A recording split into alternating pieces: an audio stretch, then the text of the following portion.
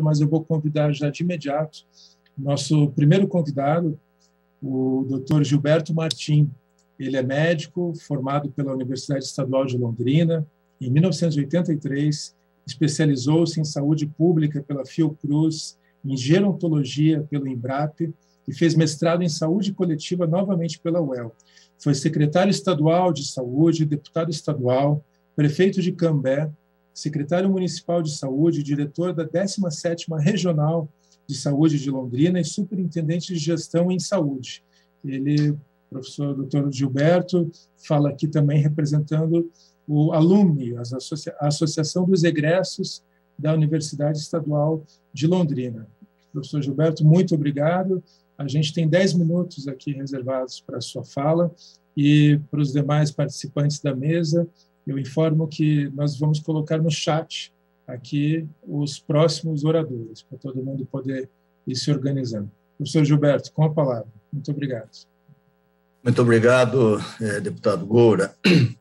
Inicialmente agradeço o convite, a oportunidade de estarmos participando desse importante debate. Cumprimento aos nobres deputados, pela iniciativa de criar essa frente parlamentar e de provocar essas audiências públicas, que essa, por exemplo, acontece num momento bastante oportuno.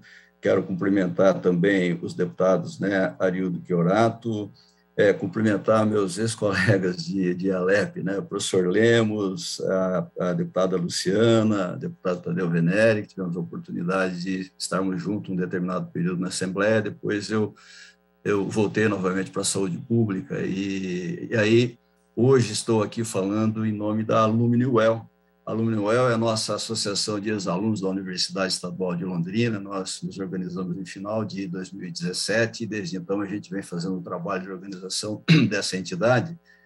Alumni significa em latim ex-alunos, E a gente criou essa entidade com o objetivo de promovermos, o apoio e a defesa à Universidade Estadual de Londrina, e a gente está sugerindo, inclusive, que as outras universidades do estado também criem as suas alumnis, para que a gente tenha uma mobilização de ex-alunos que, como ex-alunos, estão vinculados à atividade da sociedade, mas conhecem de dentro o que é a vida da universidade. E parece que, nesse momento, está sendo bastante importante esse conhecimento, Eu vou falar hoje aqui e trabalhar em cima de vários dados, que nós sistematizamos esses dados quando, em outubro passado, na comemoração dos 50 anos da criação da universidade, da fundação da Universidade Estadual de Londrina, nós promovemos um debate através da Alumni, sobre a importância da UEL para o desenvolvimento de Londrina e região, um debate que nós tivemos a participação do reitor Sérgio Carvalho, do economista Venâncio de Oliveira, que desenvolveu uma pesquisa bastante interessante, alguns números eu vou comentar na minha fala, e foram debatidos pela socióloga Ileise Fiorelli e pelo presidente do IPU, aqui de Londrina, o Instituto de Política e Planejamento Urbano, Tadeu Filismino, que é jornalista e que atualmente preside o IPU. E sobre a UEL, eu quero introdutoriamente apenas falar alguns dados que eu acho para a gente ter a dimensão, muito embora os senhores conhecem muito bem essa dimensão. É uma instituição que tem 13.314 estudantes na graduação, somados a 4.677 na pós-graduação, são quase 18 mil estudantes entre graduandos e pós-graduandos, E são estudantes que vieram não só de Londrina, mas de várias outras regiões do Paraná e de vários outros estados do Brasil que vêm plantar raízes aqui na cidade de Londrina e contribuir muito pelo crescimento da nossa cidade, Nesses 50 anos de existência, a UEL já formou mais de 83 mil profissionais. Ela tem um corpo ainda de 1.262 docentes, 2.597 servidores técnico-administrativos e uma folha de pagamento, estimada em cerca de 800 milhões de reais. Essa é uma estrutura que tem formado técnicos, mestres, doutores, e que, por exemplo, nesse momento, na UEL, nós temos 1.893 projetos de ensino, pesquisa e extensão e desenvolvimento, envolvendo 11.830 participantes, entre docentes, alunos de graduação, de pós-graduação, agentes universitários, para a gente ter uma ideia dessa dimensão. É como se a UEL hoje ela é mais populosa que 80% das 399 cidades que compõem o estado do Paraná, e que os senhores deputados conhecem muito bem todas essas cidades, porque a vida do deputado também é caminhar pelas cidades do interior e sabe essa realidade. E a gente lembra que, nesses 50 anos de existência, a vida da UEL ela é indissociável da vida de Londrina, né? A gente sempre tem feito nesse debate uma pergunta que eu vou repetir várias vezes aqui. O que seria, vou falar primeiro de Londrina, o que seria de Londrina se não existisse a UEL ao longo desses 50 anos? Tenho certeza que Londrina não seria a cidade que é hoje, tal a importância que a universidade tem, né? Esses argumentos que eu vou colocar, na verdade, eles são argumentos que servem para a gente entender por que essa discussão da Lei Geral das Universidades precisa, de fato, como os senhores deputados já explicaram, ser adiada, ser aberta para uma discussão ampla, tem que haver participação da sociedade, principalmente da comunidade universitária, dessa discussão. Eu vou falar um pouquinho sobre isso mais para o final, né? Esse questionamento que nós fazemos para Londrina vale para o Paraná inteiro. Os senhores já imaginaram o que seria o Paraná sem a UEM, certo? O que seria o Paraná sem a UEPG, né? O que seria do Paraná sem a UniOeste, sem a Unicentro, sem a UEMP, sem a Unespar, falando das estaduais, além das federais, como a Universidade Federal do Paraná e os institutos tecnológicos que são públicos espalhados pelo Estado. Portanto, essas universidades públicas elas são fundamentais para o desenvolvimento do Estado, né? Ela tem um impacto na economia, né? E vai além da economia, né? Porque essas universidades formam mão de obra qualificada, fornecem serviços para a comunidade, no caso da UEL, mais de 20 serviços, como hospital universitário e outros serviços similares, né? Que atende não só Londrina, mas toda a região norte do estado, né? E a UEL ela tem uma característica interessante, porque ela nasceu de fora para dentro. O nascimento da UEL foi um movimento da comunidade que resultou na sua conquista e na sua criação e que faz com que a universidade seja uma universidade que efetivamente pertence à nossa comunidade. E a UEL, e aqui em termos de Norte do Paraná, acho que também a UEM viveu essa realidade, de que ela foi estruturada nos anos 70, exatamente quando a gente viveu o fim do ciclo da cafeicultura no estado. E para Londrina, a presença da UEL ela contribuiu para redefinir o perfil econômico da cidade, transformando Londrina numa cidade que hoje é um grande polo de prestação de serviços e que isso tudo tem o peso da participação da UEL, né? E outra característica importante que vem de encontro a essa formação de Londrina como polo, né? Graças à UEL, nós temos hoje dezenas de outras universidades, algumas públicas, como os institutos tecnológicos federais, mas muitas delas universidades privadas, como a Unifil, que já existia desde o início da UEL praticamente, como a própria PUC, que chegou agora mais recentemente, a Unopar, que passou a ser uma instituição de ensino privado também conhecida no Brasil inteiro, e que faz com que Londrina tenha hoje em torno de uns 40, 50 mil universitários, ou talvez até um pouco mais, que preenche a vida da cidade, que movimenta o comércio da cidade, que movimenta a vida econômica, a vida cultural da cidade, que dá, com toda certeza, uma outra característica para a nossa cidade, né? A UEL formou, entre esses 83 mil técnicos que ela formou e profissionais que ela formou ao longo do tempo, pessoas que estão hoje representando, instaladas em todos os espaços públicos da sociedade, né? Contribuindo com projetos de governança, contribuindo com a representação política, como é o caso dos senhores deputados, né?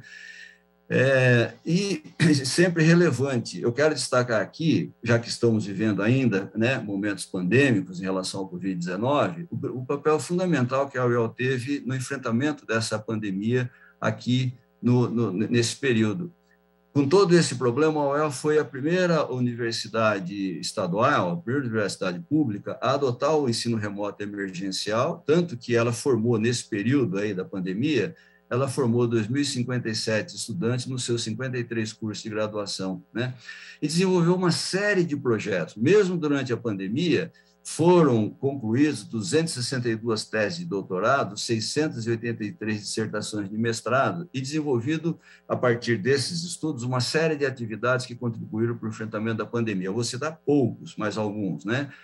Que são do conhecimento dos deputados, porque isso está no documento que o reitor passou para os senhores deputados, né? Então, como a formação do grupo de trabalho que elaborou o plano de contingência para enfrentamento do coronavírus, a disponibilização de uma plataforma eletrônica que permitia envia informações e orientações para a população, a implantação do Disque Coronavírus, o atendimento em fronteiras de divisa do Estado, atendimento de idosos, produção de máscaras, de face shield, escafandro para o pessoal que estava trabalhando nos hospitais, né?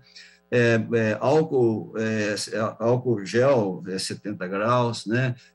Telemedicina com teleinterconsulta e, principalmente, o Hospital Universitário de Londrina, que fez uma ação fundamental, né? Foi a principal fronteira, o principal fronte de enfrentamento do Covid, destacando a atuação dos profissionais que lá estão, que muitos passaram semanas sem sair de dentro do hospital, porque não tinha como fazer o revezamento, com filas de ambulâncias na frente do hospital, e eles atendendo vigorosa e corajosamente, alguns, inclusive, pagando com o preço da própria vida, porque, infelizmente, perdemos colegas nesse processo, né? Então, com tudo isso, a universidade é um setor econômico relevante para a cidade na produção de serviços e na produção de economia, né? E ela tem um impacto a curto prazo na geração de emprego e de renda. Ela produz efeitos estruturais também no desenvolvimento econômico, né? Nós temos um estudo feito pelo professor Venâncio, que é um dos nossos debatedores, e que ele demonstra que cada real investido na UEL, cada R$1 que o governo do estado coloca dentro da UEL, isso é devolvido para a sociedade no valor de R$1,57 em renda de trabalho e R$2,13 em agregação na economia, em valor agregado na economia do Estado. Então, dizendo que colocar dinheiro na universidade não é só despesa, colocar dinheiro na universidade é investimento que retorna também, inclusive, para o próprio governo na forma de impostos e na forma de geração de empregos, na forma de valorização dos salários, né? E destacando, além disso, que, além desse impacto econômico, ela não é apenas uma formação de mão de obra barata, né? Uma universidade como a UEL, eu quero destacar isso, ela não é uma mera impressora de diplomas ou uma mera formadora de técnicos que reproduzem conhecimentos que vêm pronto de fora e atende apenas interesses já definidos. As universidades, principalmente, aí é o papel das universidades públicas, elas têm que formar técnicos com capacidade de pensar, de produzir soluções próprias voltadas para os interesses da sociedade da qual nós representamos. Mais do que formar, vou dar o exemplo da medicina, eu sou médico, mais do que formar médicos exímios executores de equipamentos ultramodernos que são importados a peso de ouro, nós precisamos formar médicos que consigam entender a realidade de saúde da nossa população e que possa, por exemplo, ter a capacidade, como tiveram os profissionais de saúde que se envolveram na discussão, que criou o Sistema Único de Saúde, que é o sistema mais inclusivo que nós temos hoje no Brasil e que, pela primeira vez, a população consegue ter, ainda que com muitas dificuldades, acesso a um sistema de saúde um pouquinho mais justo para a população. E isso foi desenvolvido por profissionais de dentro das universidades públicas, né, que tiveram interesse em fazer isso, que não ficaram apenas reproduzindo aquilo que já vem pronto de fora, né? A existência de sistemas públicos robustos na área de educação e outros serviços, ela vem para civilizar, no bom sentido da palavra, as relações sociais, buscando a diminuição das desigualdades sociais. A gente vive hoje, não nos esqueçamos, infelizmente, uma realidade econômica onde a fome voltou a aparecer de novo, né, no horizonte, né? E apesar de tudo isso... Senhor Gilberto, eu vou pedir só para o senhor já se encaminhar para a conclusão, que já passamos o tempo aqui. Desculpa, eu vou tentar, então, finalizar. Então, apesar de tudo isso, então vem o desfecho desse raciocínio. O que nós estamos observando é que as universidades, gradativamente, as universidades públicas, elas têm sofrido um processo de desinvestimento, está diminuindo os recursos, e há um certo conceito equivocado de que essas universidades são apenas fonte de despesa, que é um conceito equivocado também de querer enxergar essas universidades como se fossem órgãos burocráticos para os quais nós vamos estabelecer regras administrativas e financeiras que deverão ser cumpridas rigorosamente, e quando, na verdade, a universidade ela tem que ter uma autonomia maior e ela tem que ter uma concepção no sentido dessa formação social toda que nós estamos falando.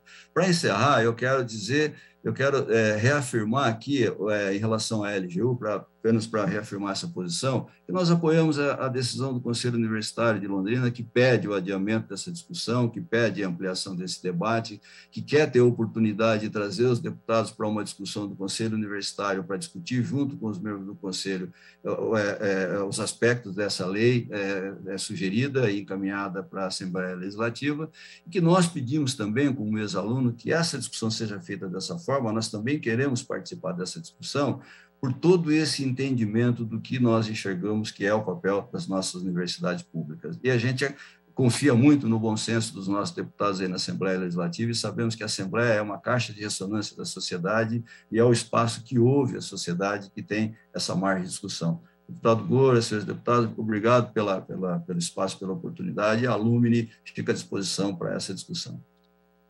Obrigado, deputado Gilberto, se me permite. O senhor já esteve na Assembleia, sabe da dificuldade da gente poder discutir com o conjunto da sociedade quando projetos vêm em regime de urgência. É um prejuízo coletivo, né, e, em específico, aqui a gente está falando de um projeto que vai impactar diretamente o funcionamento, o dia a dia das universidades,